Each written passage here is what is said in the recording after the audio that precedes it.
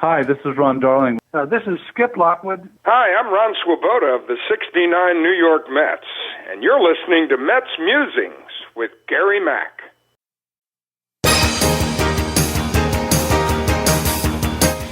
Now it's time for some New York Mets baseball talk. Here's Gary Mack bringing you the latest news and analysis from Mets Nation and the world of baseball on another edition of Mets Musings.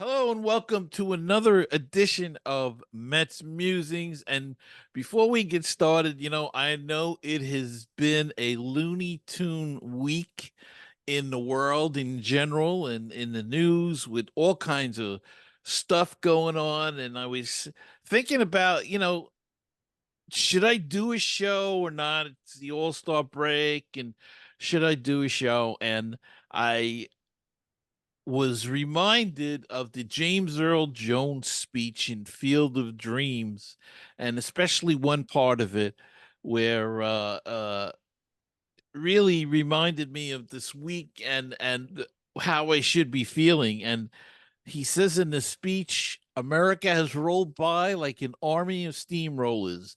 It's been erased like a blackboard, rebuilt and erased again, but baseball has marked the time. And I think that holds true this year as we come into the traditional All-Star game. Again, another year of baseball and another half year so far. And to join me in this, our roundtable discussion, unfortunately minus one member due to illness, but get well soon, Kathy and Barry. And I'm joined tonight by the guys from Baseball and Barbecue. Those two nuts are on with me. Jeff and Len. Jeff and Len, welcome back to Mets Musings. Thank you, Gary. Thank you, Gary. Gary, I said this before we started recording. You've got, with these great Zoom backgrounds, unless you're really in front of Citi Field, you've got Citi Field in the back. So if I could just say, live from Citi Field, it's Gary Mack of Mets Musings. That's Gary Mack. I missed doing that, Gary. Well, we have to get together more. It's been too long since we've all been together and discussed. And like I said, we miss Barry, but hopefully all will work out well for him and his wife. And they're in our prayers. So, but let's talk about the Mets. First half of the season, little past it, of course. It's not really the halfway mark anymore. They're over it. But I got to say, a terrific comeback from where they were in the depths of despair, you might say. 11 games under 500. Now they're 3 games over 500. In the wild card hunt. Can they continue this? What are you guys? How do you feel about the first half of the season? Jeff, I'll start with you. Well, it was a roller coaster ride. I mean, we started April, obviously, with a 5-game losing streak to start the season. And then we got our, Mets got their legs underneath them. And then instead of the June swoon, it was the May swoon, which they lost. They got swept by Tampa that month. They got swept by the Guardians that month. Lose 2 of 3 to the Marlins, lose 3 or 4 to the. I mean, it was just a terrible month, and we thought, and we know how June goes in the past, but June they actually came back and had a great month in June, so positivity there, and and all this is happening when Diaz gets hurt, and then he was suspended for that stupid sticky stuff, which is it's arbitrary at best, and then yeah, and they beat the Yankees, which is always a good thing, sweep them out. And now they're 3 games over 500. They lost that last game to Colorado, but you know what? A 5-1 homestand will take every time. And we'll see what happens. Hopefully they'll continue playing well. I just hope Pete Alonso will get hot. I don't think he's gotten hot yet. You know, Lindor has been great since since his beginning of the season in April. Nemo's having an all-star year, and why he's not on the all-star game is beyond me.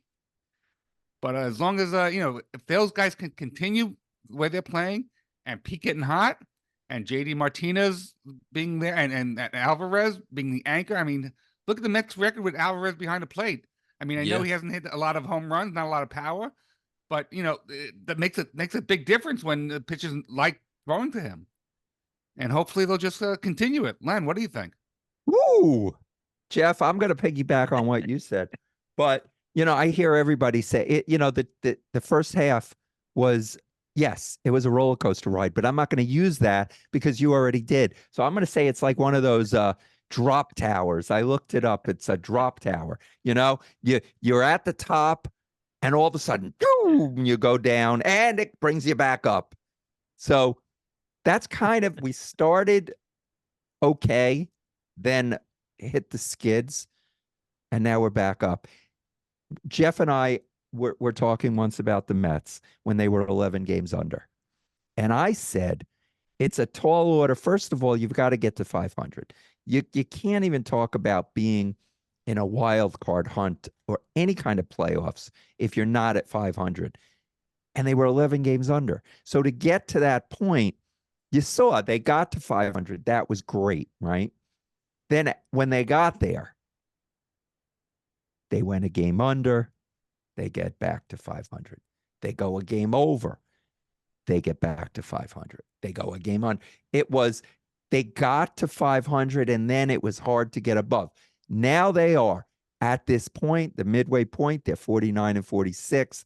Jeff mentioned lots of reasons for the resurgence, but just I'm going into the All-Star break on a positive note. They're 49 and 46, so that is a major turnaround.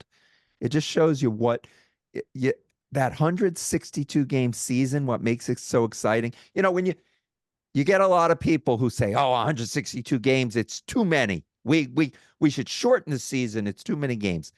But what it does is it gives you the chance to hope. The Mets were 11 games under. You take any other sport, with their shorter seasons, you get in that big a hole. It's hard to, there's not enough games to get out. And not only did they get out of it, but they're 3 games above 500. So 162 game season is great because it gives teams chances to have hot streaks, bad streaks, hot streaks. I love it. And I am happy with the Mets and where they are right now. Plus, it gives us something to do for 6 months. Stay out of our wives' hair. Yes. Gary. Well, yeah, it has been an amazing turnaround. And I considering all the turmoil that this team has been through, with guys going up and down, I don't know how Daniel Stern does it. I mean, how do you remember in Mendoza? How do you remember who's out in the bullpen? I mean, these guys have been on a constant shuttle. But I was thinking about this before. Carlos Mendoza, the job that he's been doing. And I know there's been some criticism, there's some things, but the toughest thing to do is handle a bullpen. And, the bullpen has not been that good. But between the injuries and the struggles of an Ottavino, and as you said, Jeff, with Diaz, first off getting hurt or having, lost his confidence, then the suspension, somehow Mendoza has kept this all together. And this team is hit, which is the big thing. And they've pitched when they've had to. Starting pitching is starting to come around a little bit. And it's just the job that Mendoza has done, I think, has been exceptional. And what do you guys feel about how Carlos Mendoza, the first-year manager of the Mets, how he's doing? Len, I'll start with you this time. Yeah, I give him it's his first year. I was one who did not think Buck Showalter should have lost his job. So, agree. and I don't know where they would be if, Showalter was in charge. Who knows? But I think he's done a good job. I think the team respects him. They play well with him or for him or whatever. Um, and I think that I don't, there are very few games where you could, point and say, oh, it was his moves. There's a couple of head scratching moves he makes once in a while.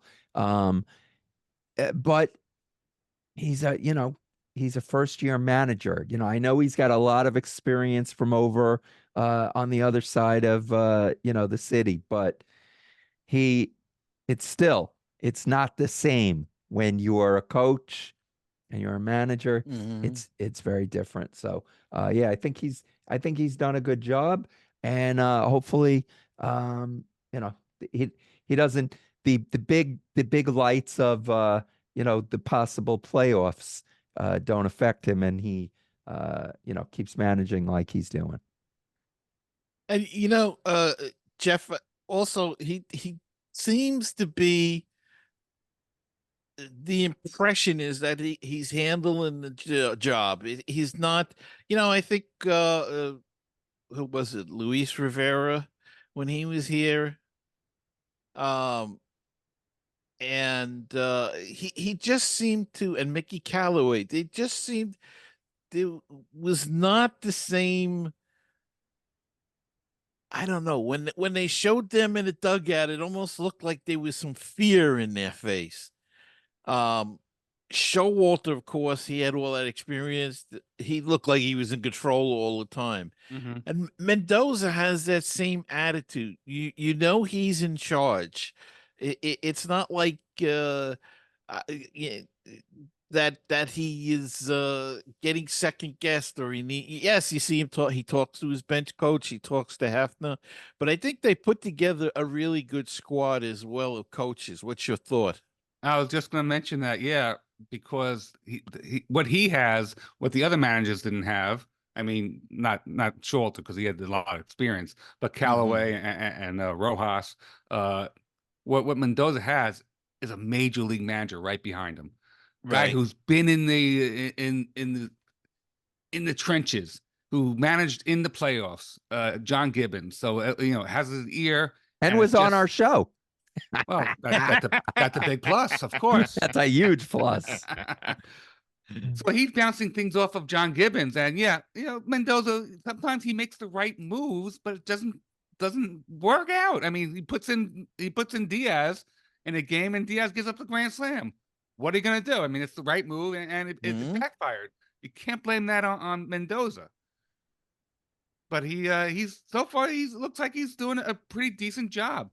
I mean, he can only work with what he has, and I don't know why DJ Stewart's still on the team.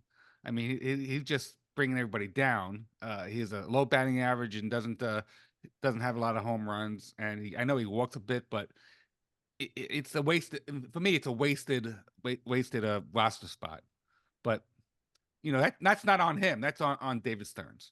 Yeah, well, I think part of it too is the job that Stewart did last year, and I don't think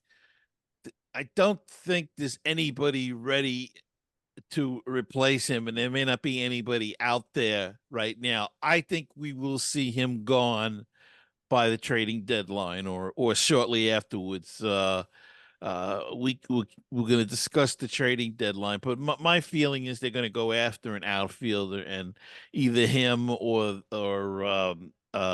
geez, Tyrone Taylor will be gone. Hmm. Though Taylor does give you speed, Right. and he seems to get hits once. He's he hasn't hit well, but he's hit in key spots. And he can So play all three outfielder positions where DJ because Stewart yeah, cannot. yeah. And I'll tell you, one guy I'm impressed with. Of course, you said it all with Nimmo and Lindor have really had outstanding years. How about Mark Vientos? I mean, this kid has come up and he's won the third base job. Yes, he's still a little shaky at third, uh, but you know what? You can work on that. Wade Boggs was not a good third baseman when he first came up, Mike Schmidt and wasn't either. Mike Schmidt, and if you're willing to work on it, you can make it into an adequate third baseman, and I think he can work on that. Look, Pete Alonso he wasn't thought of as a great first baseman, and he's not a Right. great first baseman, but he's an adequate first He's- baseman. He He's gets the above job average. done. I think he's a little Yeah. above average. I mean, people Yeah, think he has a bad yeah. reputation at first. He's a decent first baseman. Yeah. Well, and the big guy too was Michael Conforto. They thought he was a terrible field, and he turned out to be a decent outfield, a real good guy. But what was I going to say? Oh, the guy that really surprises me and I'm impressed with, and I still think he strikes out a little too much, but Harrison Beta has been really he can we knew he could field. There was no Mhm. doubt about that. But he's hitting. I mean, he's been clutch and gotten some big hits, and he's a better hitter than I thought he was. Yeah. I thought he was a 230 or lower hitter, and I don't know what exactly he's hitting, but he's come through with some big hits for them.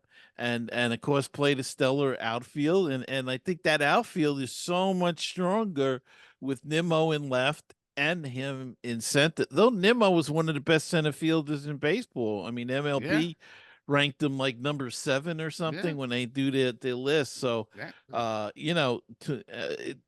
to move your a terrific center fielder over the left field just gives you that much more strength. Yeah. The weak spot is right field, and I think they'll do something about that. But by the way, Beta is hitting 273. okay, Well, well, pretty good. That's pretty good. And- Nowadays. Can I throw something out there? We talk about I talked about the length of the season. Hard to believe that on May 29th, Jorge Lopez says, after he throws his glove in the stands, this is the worst team in baseball, right? Talk about how things have turned. Does anyone even remember Jorge Lopez?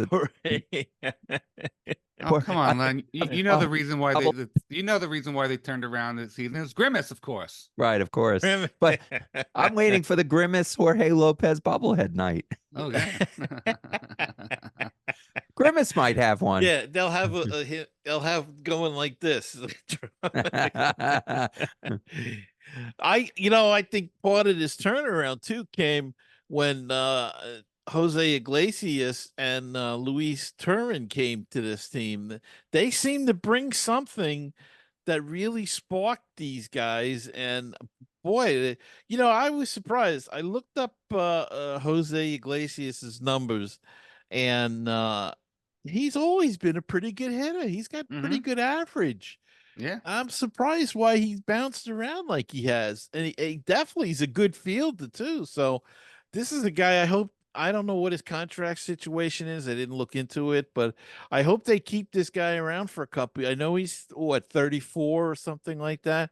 34. Yeah. Jeff is looking it up. Yeah, 34. And I hope they keep him around. I think he'll be a good with the young guys coming up that they have coming up. He could be a good teacher and aid to them, like a coach on the field. I'm sure he'll work with a Vientos, and now the guy that's a big question mark is having just an awful season is Jeff McNeil. I don't know what is going on with McNeil.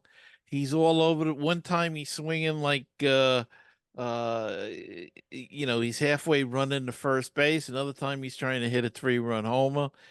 I don't know what he's doing. He's like totally lost. Is he an example of a player who signs a big deal and now is playing for the contract? I mean, he signed the deal. It's amazing. He signs this big deal, deserved it based on his past, but it's like it's like when who came over to the Mets? I forget who it was. He's now in the Hall of Fame, but he he came over right at the end of his career, at the second baseman, I think. Roberto Roberto Alomar. Alomar. Yeah, right. That's- Comes that's- over. I That's mean, better. Hall of Famer, right? Yeah. But comes Yeah. here and Not here. Philly. But then he left and had a couple of good years, I think, course. right? Maybe McNeil needs a s- change of scenery. Maybe. I think we may see that. I Yeah. really But what do. but the problem is, what do you get for him? That's because talk about, buying high, selling low, you know. Well, it's all according to what you can package with him. Maybe you can package something like, maybe a Brett Beatty is going to get traded if there's interest in him. I mean, he's still young. I know he's been up, he struggled here, but he's still young. He's tearing it up in AAA. Uh, but with the emergence of Vientos, and don't forget, next year, Mauricio's coming back. They have Acuna with a year at AAA. He'll be ready, hopefully, to come to the majors. Jet You know that Williams. Jet, he's almost had like a lost year this year, so Mhm. with injury, so I wouldn't count on him next year, but he could be in the second half of the year if they needed something. So I mean, there are you got Gilbert and Clifford that we could see. Who knows? They're having big years. There is a lot of hope.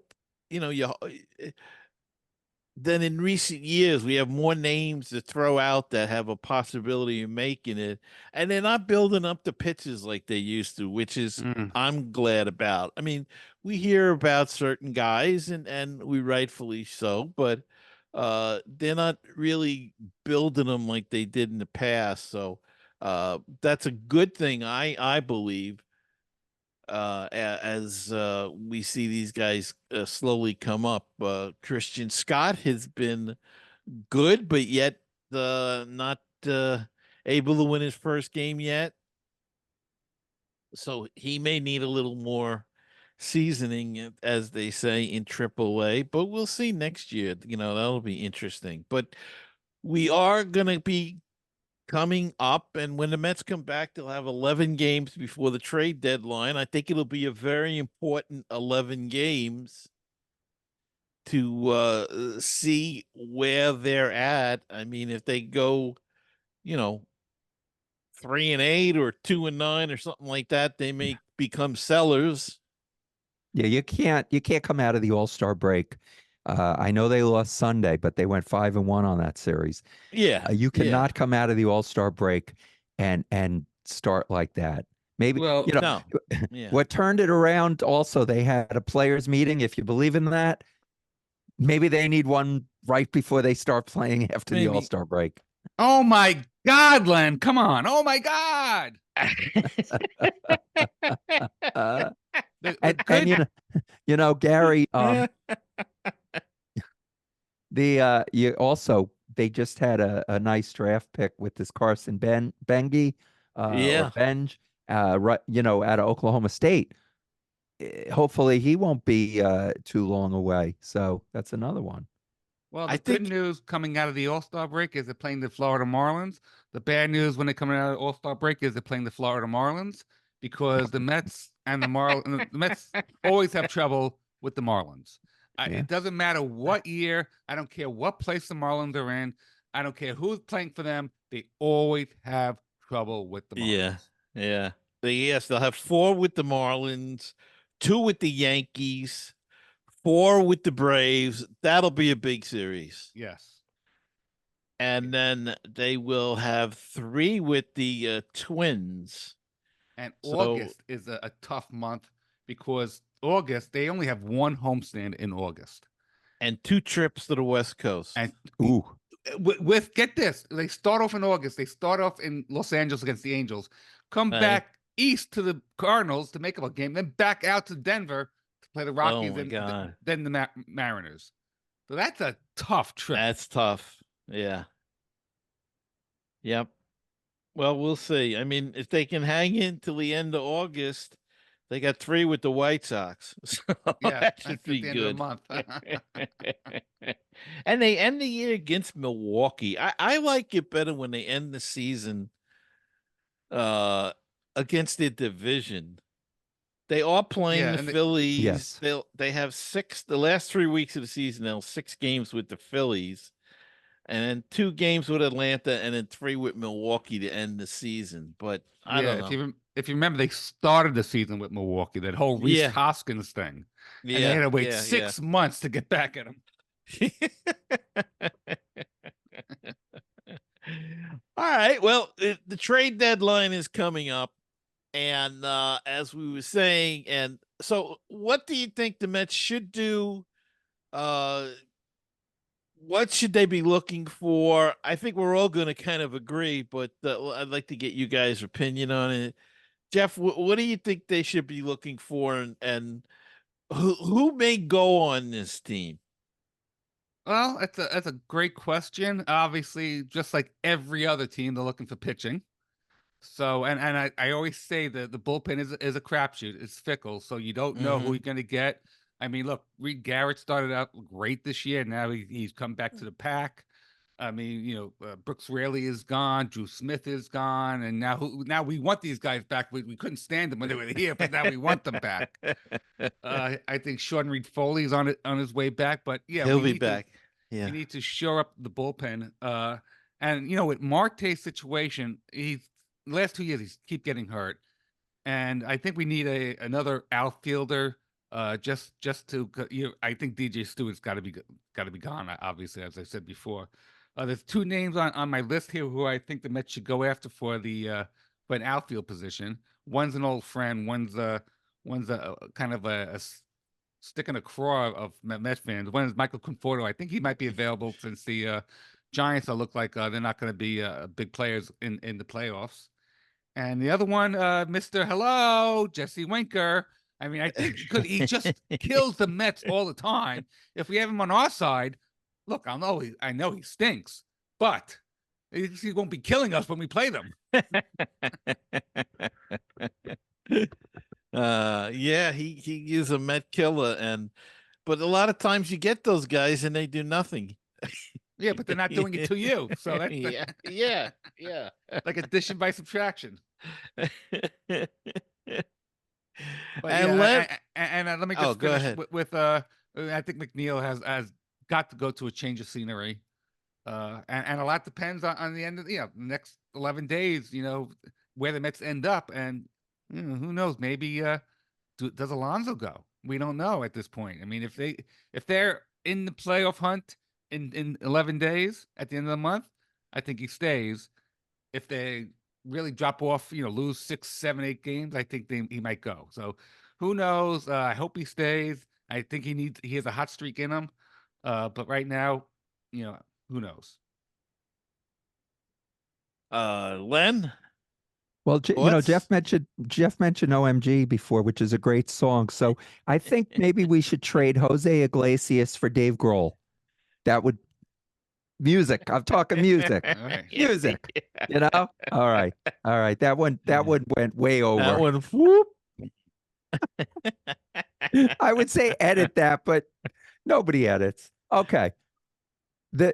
Basically, look, if I had to pick something, they need bullpen help, but I think every team does because with the game, the bullpen is such a major factor now with pitchers going, 5 innings, if you're lucky 6. The bullpen is so big. So now you're paying a premium. The problem that Stearns is going to have is, yes, you want to get in the wild card because as we've seen, anything can happen. But does he mortgage the future for it? And how much does he give up? We've seen the Mets. Yeah, we've seen Mets teams that have done that. They've gone after they trade. We've been, Seattle. Javi Baez a couple years ago. God. Yeah. So, you want them to go for it, but just don't mortgage too much of the future because the future is very bright. On the other hand, when you've got an owner like Cohen as the owner, Jeff Cohen as the owner. Now, when you've got an owner like that, and you have to make the playoffs, we've wanted that for so long. And I could see him possibly, picking up someone's contract that they're not giving up anything from your farm system, but you're paying premium. Maybe they pay for the contract of somebody out there. I don't know, but I'm just saying that could be a possibility. But they need help in the bullpen. They need another bat, out in the outfield. I would love to have another starter, but Cody Senga hopefully will be back. He So- will be back. Right. So if if you believe what he did last year, and it'll take him a little while to come back probably, but now you've got another starting pitcher hopefully for the second half. So they might be okay. Now, if a deal comes up, and I'm not going to name who it could be, but let's just say a really good deal, but it means trading, let's say a Jeff McNeil and one of your top prospects, but it's a deal that's, that Who you who are we can't. bringing in? Who? Come on, Gary. Say names. I don't know. I mean, What do you know? I don't know. I don't know anything. I know nothing. Do you make the trade at this point, or if somebody wants McNeil and Acuna, and you can throw in a baddie or something, do you make a trade like that? It depends. It depends. We go back 2 It years depends on ago. who it is. Yeah, I mean, we Yeah. gave up a top prospect in Pete Crow Armstrong and got back Javi Baez, and Right. that was a disaster. Now Pete Crow Armstrong isn't setting the world on fire, so it doesn't hurt that much. And we dodged the bullet by not Yes. signing Javi Baez because he has been just taking a downhill Oh. in Detroit. Wait, I have a real trade. I want to ask you guys, what do you think of this? Pete Alonso with one of those top prospects to Toronto for Vlad Guerrero. Do you make the trade? I don't know. I don't know don't if I know. want to. If Yeah. it's 1-on-1, I may make it. They're not trading Alonso for Vlad Guerrero straight.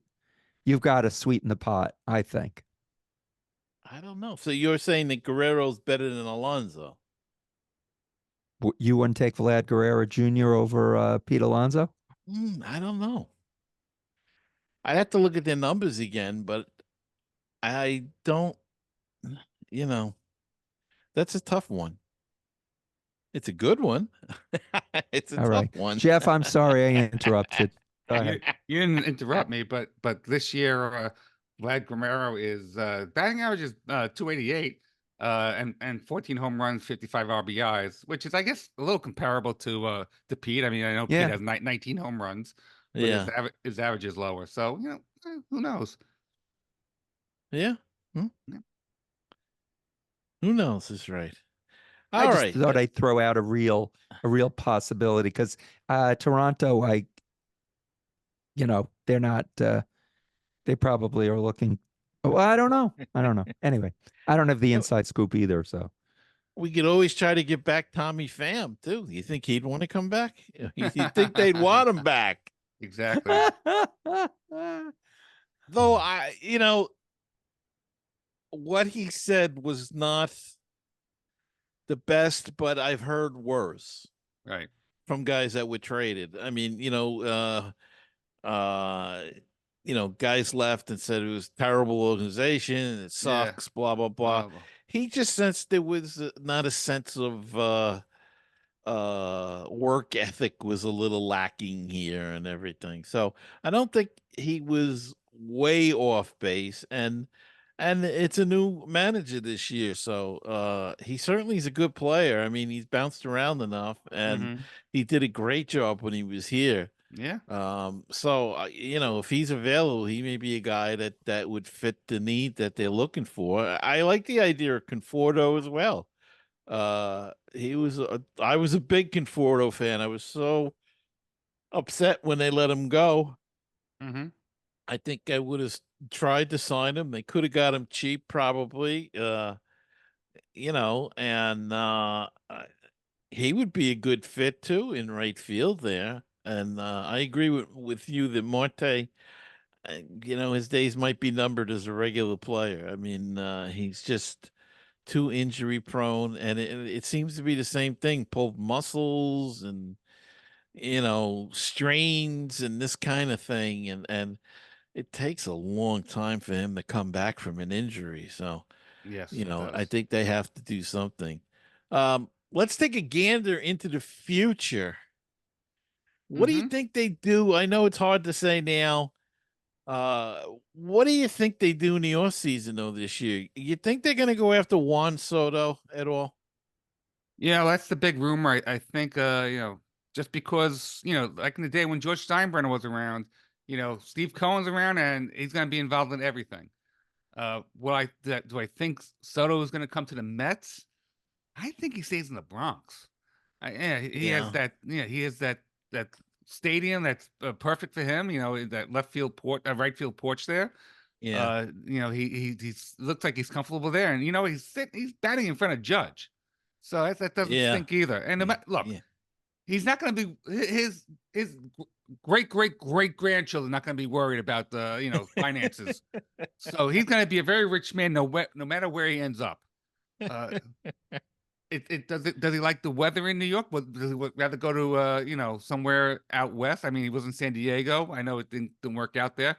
I don't think he's gonna go to Los Angeles. I mean, how many guys do they have to pay in Los Angeles? Oh my Uh, God. it depends on what he already won his World Series. So now he can just go where he wants to go, and I think he's happy in the Bronx.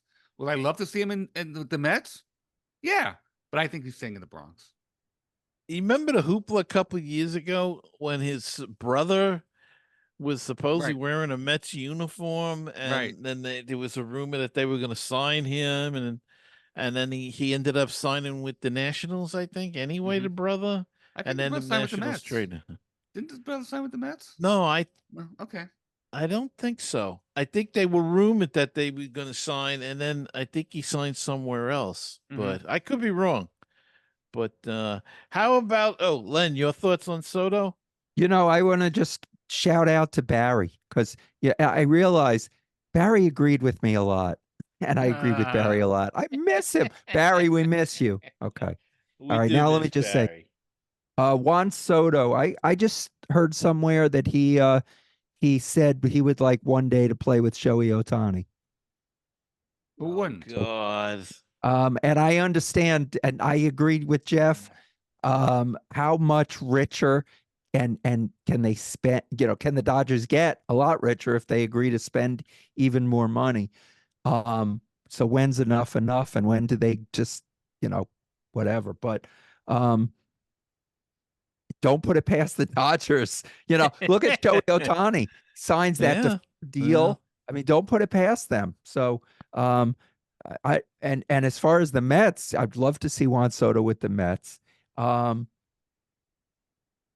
and it would be I mean, I don't know that there's any animosity between the Mets and the Yankees, but it would be a big you know uh, if the Mets did sign Soto away from the Yankees, that would be a little jab there.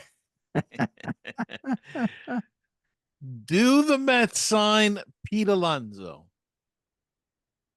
Well, according to Pete, he wants to stay in New York. Now, I think he's got to lower his expectation. I mean, I think what he wanted at the beginning of the year, he thinks he's going to be like what Judge was a couple of years ago with that big contract and have that big year, and it didn't happen. I think Mm-hmm. he's still expecting $30 million a year out of that's what Boris, but I don't think that's going to happen. It's he's going to have to lower his expectations. And look, the other teams they know how Pete's doing. He's not doing Pete Alonso stuff. He's not hitting 50 home runs. So he didn't have a great year last year. He's hitting better this year, but home runs are down. I hope, like I said, I hope he gets on a hot streak, and he will be the premier power hitter out on the market. is showing in the home run derby shows that he wasn't that much of a power hitter. Right. But yeah, I think they do come to a compromise because I don't think any other team really is going to pay him what he thinks he's going to be paid. I think he really's got to lower his expectations. But he's a Scott Boras client. That he is. And does Boras take him out and hold him out for that 30 million that never going to come? And is he going to be another statistic, another Scott Boras statistic that gets thrown to the wayside and has a wasted year? And then he'll be 32. Right. You mean like the You Jordan know- Montgomerys and the Matt Snells, who Yeah. just Blake Snells, who just didn't they waited so long and so long, and now waited they're too long. Yeah. And he has a history of doing this. he does. I always go back to that Boston Red Sox, and I never can Drew. remember the guy's Drew. name. Wasn't JG Drew? Yes. And he turned down the offer, the qualifying offer, and then he ended up signing for a quarter of that, of what he could have made that year, and never Michael made Conforto. that money back. Michael though. Conforto. Michael Conforto. Yep. Instead of telling teams he had surgery and taking a cheap contract that year, held him out, held him. No, yeah, that's the thing with Scott Boras that I'm leery about. I would say I would sign him, but I wouldn't go crazy. I'd give him maybe 7 years, 182 million, like 26 million a year. And that's it. If you want more, then goodbye. I personally don't think he's worth it. I don't think he's a 32 million. He's no Shohei Ohtani. He's no Aaron Judge. Right. As much as they want to compare him to Judge, he's not Aaron not. Judge. I'm sorry. Aaron not. Judge is a much better fielder, Mhm. and a hitter. And hitter, yeah. So he's no Judge there. What are your thoughts on it, Len? So the one thing is that to say that there's no team that would take him over the Mets or pay for what an exorbitant price. Well, yeah, there's the Dodgers. Okay. Well, I'm not going to say the Dodgers, but what I am going to say is, remember, there was a pitcher The Yankees. for the Mets, Zach Wheeler, and nobody thought that he was going to go true. Big contract, and he did. And now it's one of the best pitchers in the game. Yeah, but Len, Mets were never going to give him that big contract. I understood, but I'm just saying, so there might always be a team. However, in the case of the Mets, it kind of reminds me, Alonso, he'll end up staying with the Mets. Remember when Bernie Williams, was very close to leaving the Yankees, and he called the boss, and, he brought him back. I think Cohen will do the same thing. Steve Cohen's going to do the same thing because he's a Met. Alonso, he's a homegrown Met. The fans love him. And you know what? As much as he's having not the greatest year, he does have 19 home runs at the All-Star game. Maybe he's got a hot streak in him where he takes the team on the back. But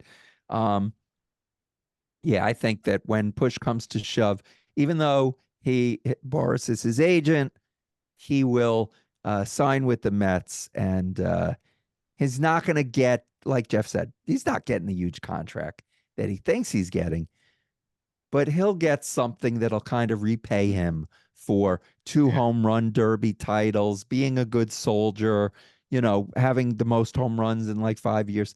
So no one's throwing him a fundraiser, is what you say. No, he'll 5, 6 generations. Right. No GoFundMe page for no. Pete. But will David Stearns pull a Brian Cashman, like when Cashman told Jeter, "Hey, you think you can get more? Go find out more." And Jeter stayed. Yeah, he may very well. The thing that it bothers me about the whole thing is that if you look at his stats, Alonso, the last 3 years, they've all been declining. His batting average, the home run, I think he went up a little bit last year. The other 2 years, they declined. I believe the RBIs have declined over time. And now he's 30.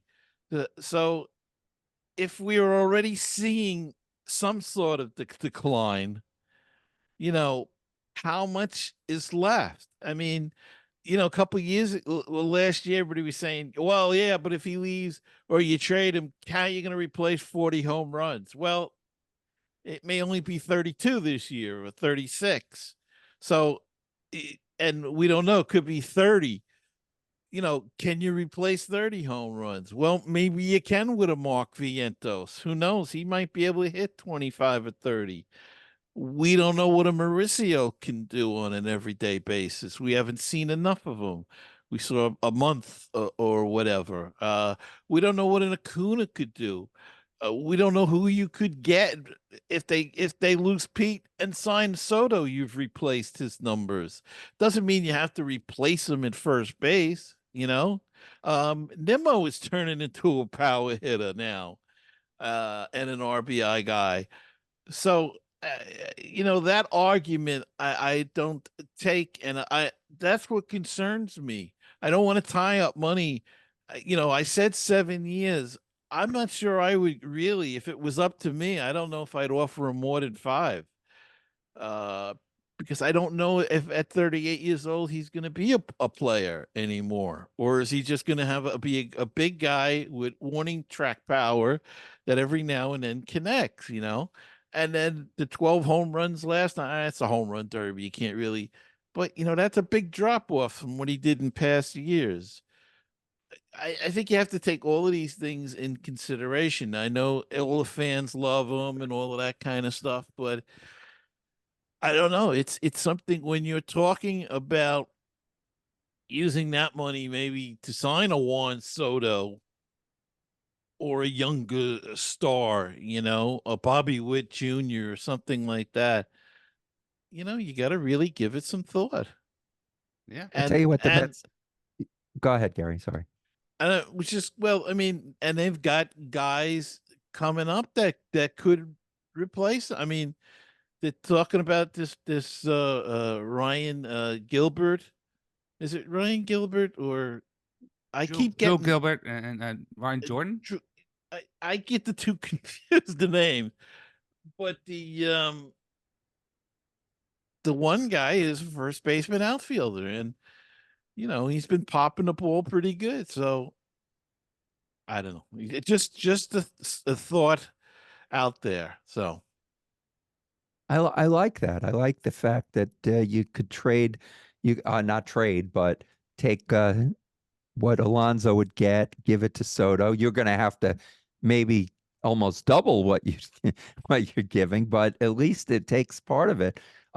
One of the things the Mets need to do, and their payroll will increase, they need to lock up some of these players, like an Alvarez or Vientos. I mean, they've got to do what some of those other teams have done and take a chance that these guys are going to keep progressing and have great years and sign these guys to these long-term. So skip arbitration, skip all the, skip the years and sign these guys. They got to do what those teams are doing so they Yeah. don't lose them. That's a great point. That's a good point. Yeah. They really have to, because you don't want to lose them. And there's another guy that we didn't discuss that they could possibly put in a trade is Kevin Paretta. Teams are always looking for good catches. I mean, now that Alvarez has really established himself, he kind of becomes an extra piece. He does. And Torrens, who was I would say just a perfect backup to Alvarez. Yeah. What a find by David Stearns, and thank you, New York Yankees, because they can use the catcher and yeah. They're hurting now. Yeah. So, well, guys, I think that's gonna do it. I want to thank you for coming on the show. I know you're both on the same show, so who wants to do the plugging? Oh, Jeff, plug. Go ahead, Len, plug. So for anyone who doesn't know, we are Jeff and Len from the Baseball and Barbecue Podcast. As soon as you finish listening to Gary Mack on Mets Musings, you must then put us on. we've had some incredible guests. You know, we have become a landing spot for authors. We love authors, whether they're cookbook authors, the baseball books. I mean, there are so many baseball books, new books coming out.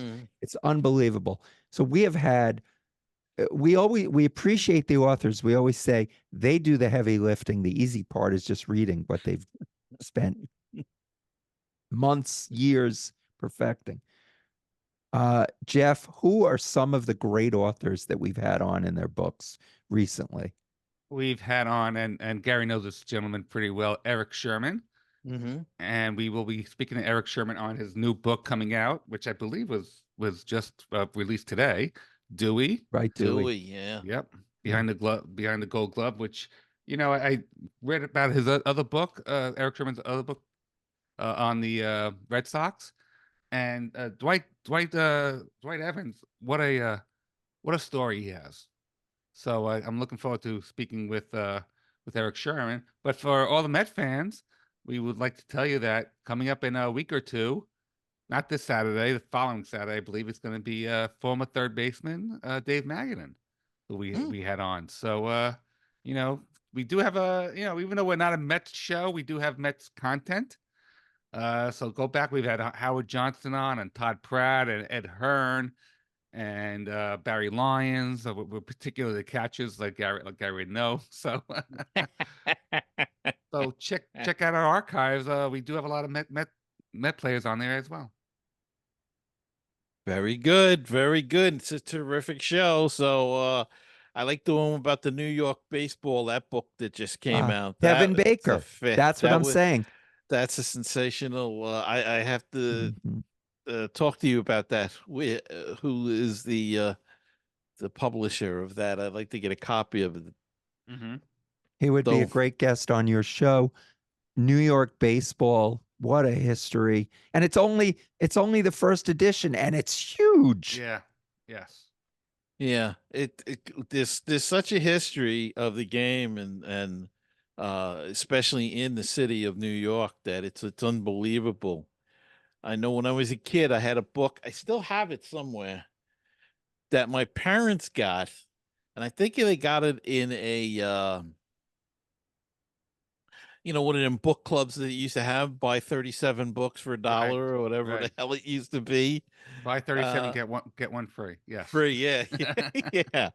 And they got this one, and it was the history of baseball. And the thing that always, years later, I mean, I read that book, I can't tell you how many times, cover to cover. And when I was a young kid, I'd look at the pictures at least, and I was enthralled with the uniforms and the equipment of the 1900s, and it really got me to study the game. I mean, I read about John McGraw and Wilbert Robertson and all of those guys, and but the pictures in there were great. And then years later, I'm watching the Ken Burns special on baseball, and I think it was the first episode or the second episode. I'm seeing these pictures, and I'm saying, I know that picture. I've seen that picture.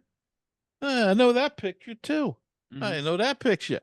And it was a lot of the pictures that were in this book from my childhood, and it was just amazing to see that, to see them again on the big screen with the Ken Burns thing. But yeah, that's a good one, and I want to look forward to getting my hands on it. But we have to run now, and so I want to thank you all. I want to thank you guys especially for coming on tonight and joining me in this round table. And I want to thank you all for listening or watching. If you're watching on YouTube, please hit the like and subscribe button. And if you want to get just the audio, we're on all your podcast apps. So just look for Mets Musings and Baseball and Barbecue. Don't forget them too.